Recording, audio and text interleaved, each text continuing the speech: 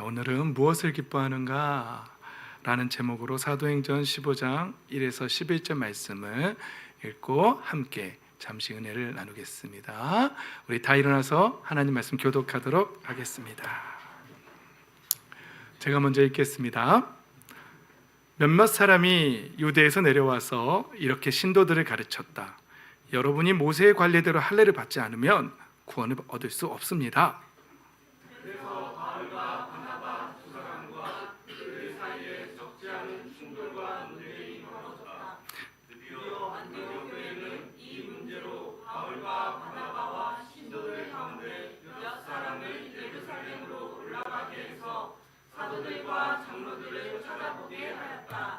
그들은 교회의 전송을 받고 떠나서 페니키아와 사마리아를 거쳐가면서 이방 사람들이 회개한 일을 이야기하였다.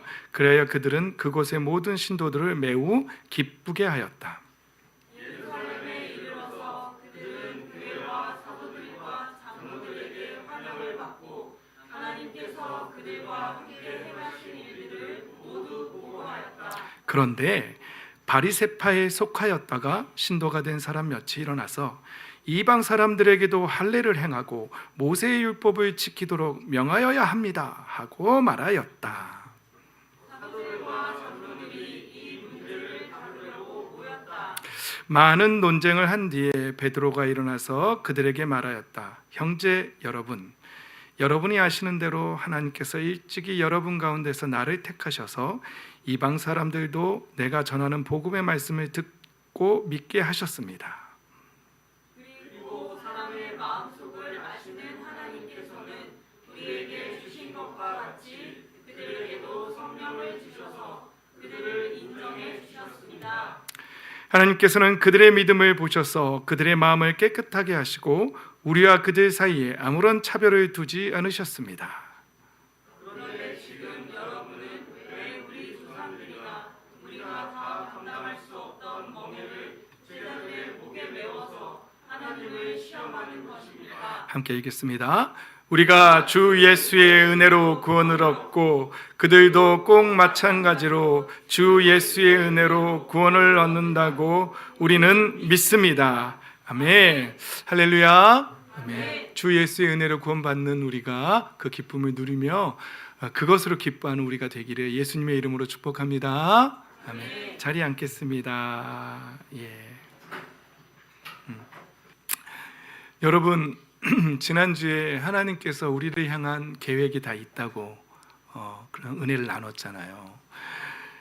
그런데 우리가 만약에 그 하나님의 계획을 신뢰하지 못한다면, 믿지 못한다면 우리는 다시 전진할 수 없다고, 오직 하나님이 나를 향한 계획을 갖고 계시고 그 계획이 미래에 대한 희망이라는 사실을 신뢰하고 믿고 신뢰하는 사람만 앞으로 나아갈 수 있다라고 그렇게 말씀 나눴잖아요. 다 기억하시나요? 일상을 살아내라는 말씀 기억하시나요? 그 나라의 평안을 위해서 기도하라는 말씀, 그리고 나를 찾고 기도하면 내가 들어주고 만나주겠다는 그 말씀들 기억나시죠?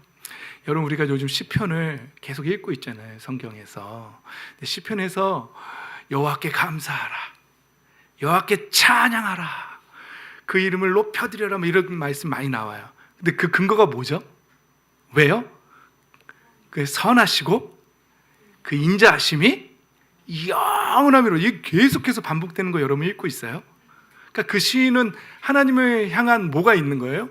하나님이 선하신 분이고 하나님이 인자하신 분이고, 물론 시인의 그 상황들이 되게 달라요. 언제까지 침묵하시렵니까 하면서 나를 좀 살려주십시오, 이런 되게 나를 비방하는 사람들이 많습니다, 이런 내용도 많고, 시인이 처한 상황은 되게 다양했어요. 그런데 공통점은 그래도 주님을 찬양하렵니다. 왜요? 주는 선하시고 인자하심이 영원하기 때문입니다, 이렇게 말하고 있어요. 그러니까 시인은 하나님의 선하심과 인자함을 신뢰하고 믿고 있기 때문에 그렇게 말하는 거죠. 그러니까 저도 마찬가지였던 거예요. 저도 만약에 하나님이 저를 향한 계획과, 그리고 하나님이 선하신 분이라는 사실과 인자하심이 영원하신 분이시라는 사실을 제가 믿지 못한다면 제가 처한 처지 안에서 저는 되게 낙심하고 좌절할 수도, 비관적인 생각을 할 수도 있겠다. 여러분들도 마찬가지예요. 여러분들이 처한 상황을 되게 비관적으로 나쁘게 해석하고 슬퍼할 수도, 우울에 빠질 수도, 좌절에 빠질 수도 있다는 것이죠. 그러나 하나님이 우리와 함께 하시고 우리를 사랑하시고 우리를 향하신 놀라운 계획을 갖고 계신데, 그 계획이 악한 것이 아니라 미래에 대한 희망이라는 사실, 그리고 하나님이, 우리의 하나님 아버지는 선하시고 인자하심이 영원하신 분이라는 사실을 믿는 사람은 모든 해석이 바뀌는 거예요. 하나님의 계획을 믿고 하나님이 선하신 분이라는 사실을 신뢰하고 믿고 우리를 향하신 그 인자하심이 영원하다는 사실, 지금 내 처지와 상황은 좀 남이 볼 때는 조금 이상하게 보일지 모르지만 그 안에서 주님 주시는 평강과 기쁨으로 충만하시기를 예수님의 이름으로 축복합니다. 그건 우리의 노력에서 나오는 게 아니고요. 내가 그 세상 사람들은 많이 이렇게 강연을 하잖아요. 긍정적인 마인드를 가져라, 웃어서 뇌를 속여라, 하는데, 제가 갖고 제 안에서 넘쳐나는 그 기쁨은요, 제가 속여서, 저 자신을 속여서 긍정적인 마인드를 갖는 게 아니에요. 사실은 저는 그런 사람이 아니에요. 저를 아는 사람들은 저를 잘 알아요. 저는 굉장히 이게 업앤다운 심한 사람이거든요. 그래서 우울함으로 빠지면 한없이 우울함으로 가는 사람인데, 근데 요즘 제가 느끼는 건 저의 그 우울함을 막으시고 저에게 기쁨을 주시는 분은 제 안에 계신 성령 하나님이세요. 그래서 너무너무 기뻐요. 이 기쁨, 저에게 주시는 이 평강, 기쁨이 우리 모두의 동일한 기쁨이 되기를, 세상이 줄 수도 없고 세상이 알 수도 없는 그 평안을 우리가 모두 받아 누리게 되기를 예수님의 이름으로 축복합니다. 아멘. 감사합니다. 오늘 본문에 보면은요, 충돌과 논쟁이 벌어졌다고 합니다. 사도 바울하고 바나바가 이쪽 편이고요, 그리고 이제 다른 사람들이 이쪽 편이에요. 그래서 엄청, 이 표현은요, 엄청 논쟁이, 그냥 논쟁이 있었다는 게 아니라 충돌과 논쟁이 있었대요. 그러면은 막 그 사도 바울의 성경을 보면은요, 막 책상을 치고 일어났을 수도 있겠어요. 그건 가짜 복음입니다, 이러면서 이렇게 막, 하여튼 상상해 보십시오. 충돌과 논쟁이 벌어졌다, 이런 거예요. 지금 상황이 어떤 거냐면, 우리가 계속 매일 성경으로 큐티를 해왔다면 아마도 알고 있었을 거예요. 지금 사도 바울하고 바나바가 1차 선교 여행을 다 돌고 마치고 안디옥 교회로 돌아온 상황이죠. 그렇죠? 그리고 그 상황에서 안디옥 교회 안에서 지금 논쟁이 벌어진 거예요. 재밌는 건 이들이 충동할 내용, 왜 충돌했는가 하면 이거예요. 뭐 때문에 그랬죠? 할례, 구원. 이 논쟁을 가지고 할례를 받아야 구원받을 수 있다라고 주장하는 사람들이 교회 안에 생긴 거예요. 그래서 그건 아니라고 이렇게 부닥치게 된 것이죠. 여기에 보면 몇몇 유대 사람들이 내려와서 신도들을 가르쳤다라고 말해요. 이 신도들은 교회 사람들이거든요. 그럼 교회 사람들이 유대교 사람들한테 배웠을까요? 그렇지는 않아요. 전 이 부분이 좀 이상했었어요. 어떻게 이 사람들이 가르칠 수 있지? 교회에 와서? 이런 생각을 해봤어요. 근데 5절에 그 해답이 나와 있더라고요. 5절에 보면요, 바리새파에 속하였다가 신도가 된 사람이 있다는 거예요. 무슨 얘기인지 알겠죠? 그래서 이들의 주장은 이거예요. 뭐라고요? 여러분이 모세의 관례대로 할례를 받지 않으면 구원을 얻을 수 없습니다. 우리는 할례를 받아야 구원받는 사람들인가요? 할례가 뭐예요? 옛날에 아브라함을 통해서 하나님께서 뭐라고 하셨죠? 난지 8일이 되면 할례를 받으라고. 남자들만 받는 거예요. 그렇죠? 그때는. 그래서 남자의 성기에 칼로 그 표피를 잘라내는 거예요. 엄청, 그때는 진통제도 없었던 거예요. 그냥 팍 잘라내는 거예요, 표피를. 그래서 세상 사람과 하나님의 사람이 다르다는 거를 구분 짓는 그런 표식이었어요. 근데 이스라엘 백성들한테는 그게 엄청 중요한 거예요. 그 표식이 있어야만 되는 거예요. 그런데 이때 바리새파에서 기독교인이 된 사람들 가운데에는 아니다, 예수님을 믿는 것만으로는 부족하다, 몸에 할례를 받아야 된다, 그래야 완전한 구원을 얻을 수 있다 이렇게 주장하는 사람이 생긴 거예요. 그래서 사도 바울은 아니라고 그러면서 충돌한 거예요. 그래서 이제 내린 결론이 그럼 예루살렘에 있는 그 베드로 사도가 그때 권위를 가지고 있었거든요. 그리고 또 주의 그냥 그 요한의 형제 야고보 말고 주의 형제 야고보, 예수님의 형제 야고보가 또 예루살렘 교회에 아주 높은 위치에 중요한 위치에 있었어요. 그래서 그들에게 장로들을 찾아가 보자. 사도들과 장로들을 찾아가 보자. 그래서 베드로는 사도고 주의 형제 야고보 같은 분은 이제 장로님이고 뭐 그러시겠죠. 그래가지고 찾아가서 이 문제를 논의해 보자 갔어요. 갔더니 아니가 다를까 거기에도 바리새파에 속하였다가 신도가 된 사람이 있었는데 그 사람들도 뭐라고 말했다고요? 이방 사람들에게도 할례를 행하고 모세의 율법을 지키도록 명하여야 합니다라고 이렇게 주장하는 사람이 있었다는 것이죠. 여러분, 이 말씀을 보면서 교회는 나오지만 아직 자기의 생각이 변하지 않은 사람들이 있다는 거예요. 이분들은 참 교회가 신도가 됐어요. 신도가 됐는데 제 경험상으로는 정말 믿는 사람, 믿는 무리, 신도, 성도가 되면은요, 예수님을 정말 믿으면 믿고 회개한 사람한테는 성령 하나님을 주시겠다고 약속하셨거든요. 그래서 성령 하나님이 여기 임하면요, 그 사람의 가치관이 변하거든요. 제 경험은 그래요. 세상을 보는 관점, 세계관 자체가 변해요. 그리고 가치관이 무엇이 더 가치가 있고 중요한지 이 관점 자체가 바뀌어요. 근데 이 사람들은 자신의 패러다임이, 생각의 틀이 바뀌지가 않은 거예요. 여전히 유대교의 율법에 매여 있는 거예요. 아니 어떻게 이럴 수 있지? 예수님을 믿고 신도가 됐는데 어떻게 자신의 가치관이 변하지 않지? 이런 생각을 하게 되는 거죠. 이 사람들은 교회는 다니지만 여전히 자기가 성장할 때 갖고 있던 그 생각의 틀에 지배받고 있는 사람들인 거죠. 변화가 안 되는 거예요. 그리고 그 생각으로 돌아가고 있고 그 생각이 하나님의 법보다 우선되는 사람들이, 중요한 사람들이고 그게 우선돼야 되는 사람들. 교회 안에는 이런 사람들이 꼭 문제를 일으킵니다. 정말 예수님을 믿고 성령으로 거듭난 사람들은요, 교회에서 문제를 일으키지 않습니다. 잘 보십시오. 교회에서 무리를 일으키고 문제를 일으키는 사람들 보면 아직도 내 뜻이 죽지 않고 내 생각에 먼저인 사람들이 교회에서 문제를 일으킨다는 사실이죠. 여러분, 질문합니다. 여러분, 우리는 성령 하나님으로 통해서 생각이 바뀐 사람들입니까? 저는 사람에게 침례를 줄 때 학습 문답을 먼저 할 때 다른 것보다는 이거 하나 제일 중요하게 물어봐요. 패러다임이 바뀌었는가?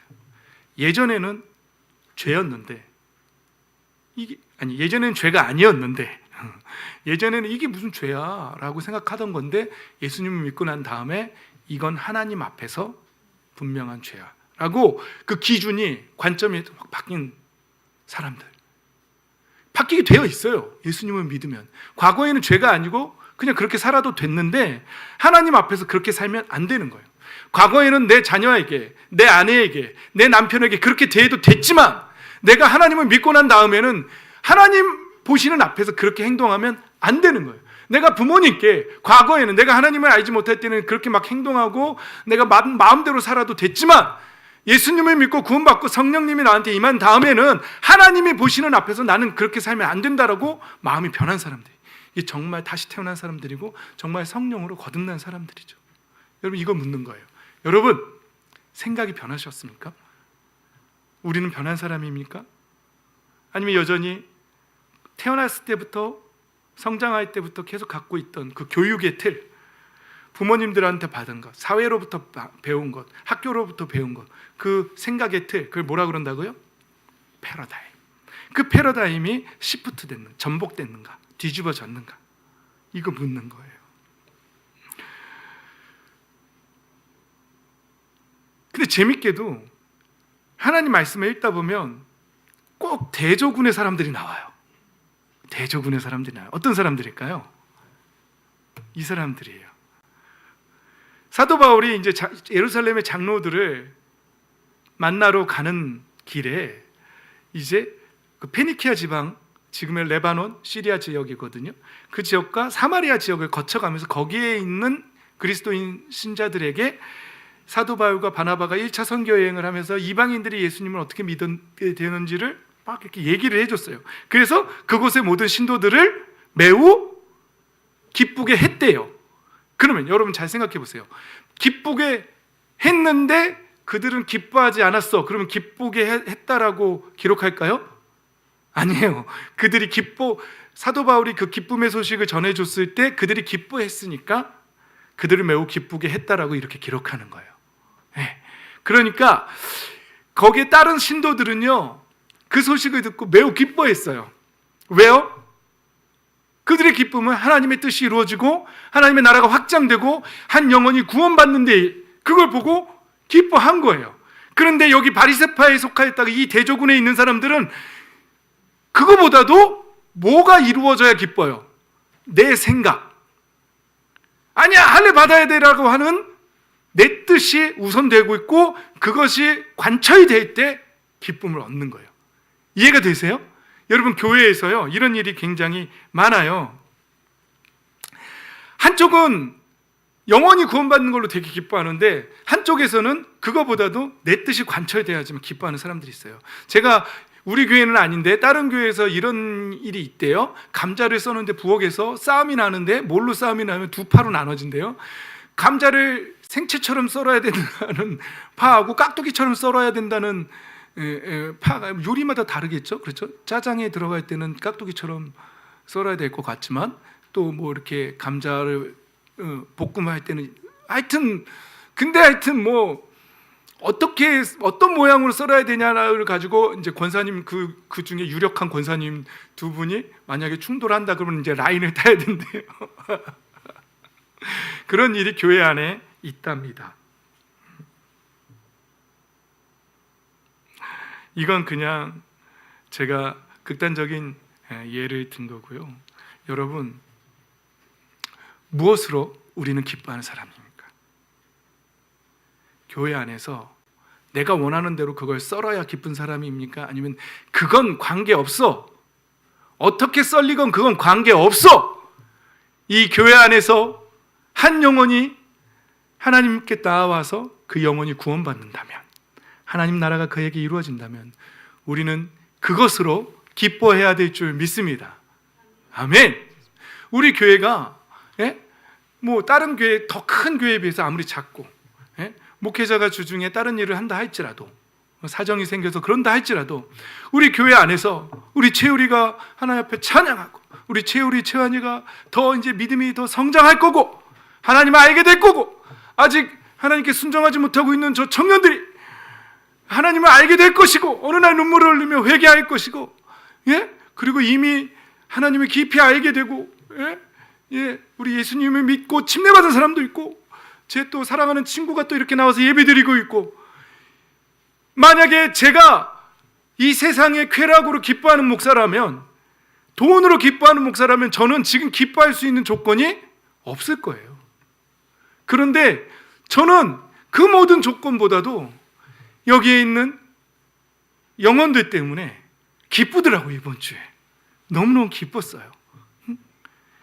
여러분들도 영혼의 구원 때문에 기쁨을 얻는 사람들이 되시기를 예수님의 이름으로 축복합니다. 아멘. 교회 안에서 우리가 탱탱복 갖고 놀아요. 근데 그거 꼭 이겨야 기쁘겠어요? 그런 사람도 있겠죠. 난 무조건 이겨야 돼, 그래야 기쁘겠어. 이게 이제 제가 여러분들 이해를 돕기 위해서 예를 갖고 오는 거예요. 이건 어린이들의 이해를 돕기 위해서 갖고 오는 거예요. 근데 좀 더 믿음이 좋고 성령으로 거듭난 어린이는 이렇게 말할 거예요. 피고하다가 지고 이기는 건 관계없어. 이곳에서 한 영혼이 하나님을 만나고 그 영혼이 하나님의 나라의 비밀이 깨달아지고 천국 복음이 자리 잡고 하나님의 자녀가 되고 구원받는 모습을 내가 본, 난 그거면 기뻐. 난 피고에 져도 관계없어. 내가 헤드샷을 당해도 나는 관계없어. 라는 기쁨으로 충만하십니까?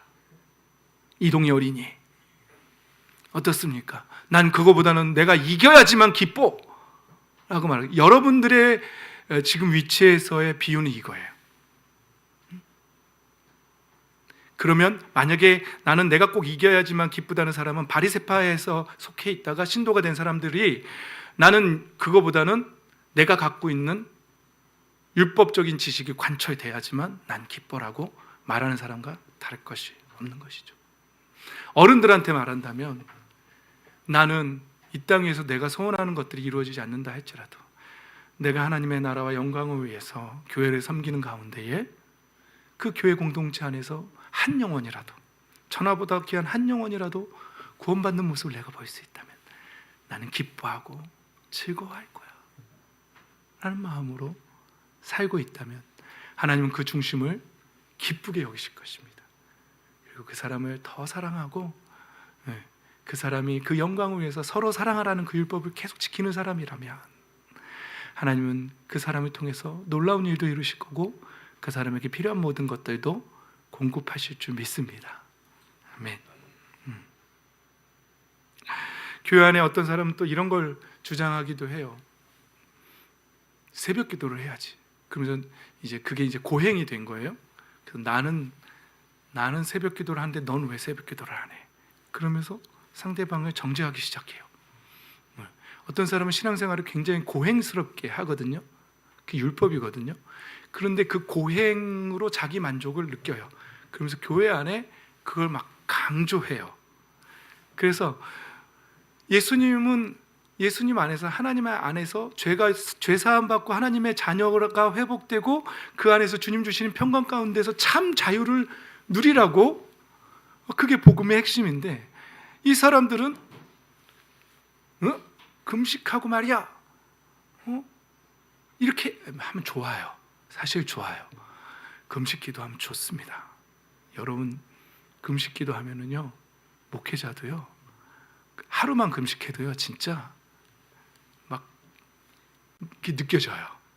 설교가 바뀌고요, 막 묵상이 바뀌고요, 은혜가 바뀌는 게 느껴져요. 근데 힘이 없어서 제가 못하긴 하는데 하면 좋긴 좋아요. 근데 그게 고행이 돼서 다른 사람을 정죄하는, 그리고 그가 안 하면 거룩하지 못한 사람이라고 정죄하기 시작하면 이 바리새파 사람들과 달릴 게 없는 사람이 된다는 것이죠. 이해가 되시죠?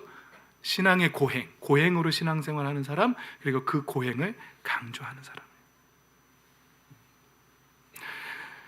우리는 그 모든 나의 뜻이 관철되지 않는다 할지라도 어떤 상황 속에서 교회 공동체 안에서, 그러나 하나님의 기쁨이 나의 기쁨이다, 하나님의 뜻이 이루어지는 것이 나의 기쁨이다, 이런 사람이 다 됐으면 좋겠어요. 그러니까 예수님께서도요, 기도를 가르쳐 달라고 할 때 뭐라고 먼저 가르쳐 주셨죠? 하늘에 계신 우리 아버지요, 이름이 거룩히 여김을 받으시오며, 그죠? 하나님의 나라가 임하여 달라. 하나님의 나라가 임한다는 게 뭐예요? 하나님의 통치가 우리 안에 임하는 거거든요. 그리고 뜻이 하늘에서 이루어진, 저도 아직 개역개정으로 외워가지고 세번역으로는 안 돼요. 보고해야 돼요. 뜻이 하늘에서 이루어진 것 같이 땅에서도 이루어지게 해달라는 이 기도이죠. 이 기도를 가르쳐 주셨다는 건 이 기도가, 이 내용이 굉장히 중요하다는 거죠. 그러니까 우리의 신앙의 중심에는 이게 있어야 되는 거예요. 하나님의 나라가 임하고 하나님의 뜻이 우리의 삶 속에 이루어지는 거죠. 그것으로 기뻐하는 거예요. 여러분, 우리의 인생 가운데서 하나님의 뜻이 이루어지는 걸 보고 계십니까? 그럼 기뻐해야 될 이유가 충분합니다. 내 형편과 상황이 아무리 힘들고 어려워도 하나님의 뜻이 이루어지고 하나님의 나라가 임하는 것으로, 그것으로 기뻐해요. 오히려 슬퍼한다면 영혼을 놓고 슬퍼해야 돼요. 영혼을 구원하는 일, 하나님의 뜻을 전하는 일이, 예수님은 그게 나의 양식이다, 그게 내가 사는 목적이다라고 말씀하셨거든요, 예수님은. 그러니까 우리는 그런 가치관의 사람이 된다면 이 세상에서 갖지 못한 것 때문에 슬퍼하는 것이 아니라 오히려 하나님의 뜻이 이루어지지 않는 것에 슬퍼하고, 오히려 하나님의 뜻이 이루어지는 모습이 조금이라도 보이고 가능성이 보인다면 어떤 상황 속에서도 그것으로 기뻐하는 사람이 될 수 있다는 것이죠. 내 인생이, 크게 해석해서는 내 인생이 그렇게만 쓰임받을 수 있다면, 하나님의 뜻이 이루어지는데 내 인생이 쓰임받을 수만 있다면 난 그것으로 만족합니다. 그리고 하나님의 선한 도구가 되기를 원합니다 하면서 기꺼이 나의 생명까지도, 내가 가진 모든 물질과 건강과 시간과 생명까지도 하나님의 영광, 하나님의 뜻이 이루어지는 것에 쓰는 거죠. 그래서 그것을 깨달은 사람들이 다 목숨을 걸고 선교하러 나가고 또 목회자가 돼서 힘든 상황 속에서도 기쁨으로 그 사역을 감당하고 또 사모의 길을 걷고 이렇게 가는 것 아니겠습니까? 그리고 여러분들도 집사로서 또 목자 목녀로서 또 믿음의 형제 자매로서 또 그 길을 기쁨으로 걸어가고 있지 않습니까?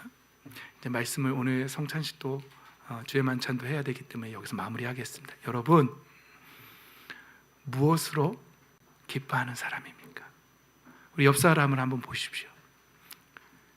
무엇으로 기뻐하는 사람 같아요? 한번 물어봐 주세요.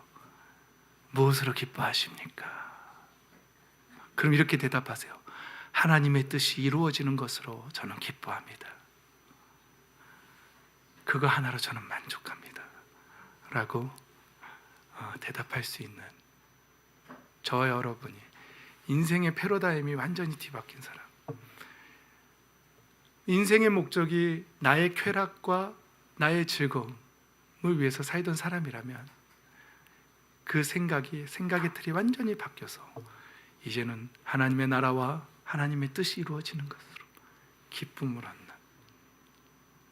저와 여러분 생각의 틀이 완전히 바뀐 성령으로 거듭난 그런 사람들이 다 되시기를, 그래서 하나님의 기쁨이 되시기를, 그런 사람들을 하나님이 너무너무 기뻐하시고 필요한 모든 것들을 공급하시는 그러한 인생이 되시기를 예수님의 이름으로 축복합니다. 아멘. 감사합니다.